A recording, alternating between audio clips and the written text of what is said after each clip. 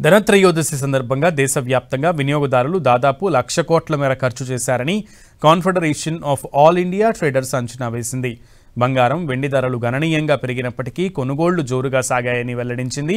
బంగారం, వెండి అమ్మకాలే 60,000 కోట్లు దాటాయని తెలిపింది. గత ఏడాదితో పోలిస్తే ఇది 25% అధికమని వెల్లడించింది. వెండి ధరలు కూడా పెరిగినప్పటికీ డిమాండ్ ఎక్కువగా ఉందని చెప్పింది.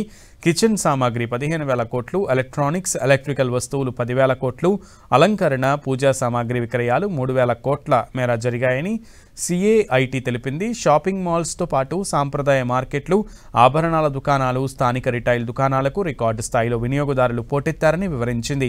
గత 2 రోజుల్లో ఆభరణాల మార్కెట్లలో చాలా రద్దీ కనిపించిందని all India jewellers and goldsmith federation తెలిపింది. కేవలం ఢిల్లీ బులియన్ మార్కెట్లలోనే 10,000 కోట్లకు పైగా విక్రయాలు నమోదయ్యాయని తెలిపింది. జీఎస్టీ తగ్గింపు, స్వదేశీ ఉత్పత్తులను ప్రోత్సహించాలన్న ప్రధాని మోదీ పిలుపు మేరకు ఈ స్థాయిలో విక్రయాలు నమోదయ్యాయని CAIT secretary general MP Praveen Khandelwal తెలిపారు. దీనివల్ల చిరు వ్యాపారులు, హస్తకళాకారులు, తయారీదారులకు ప్రయోజనం చేకూరుతుందన్నారు.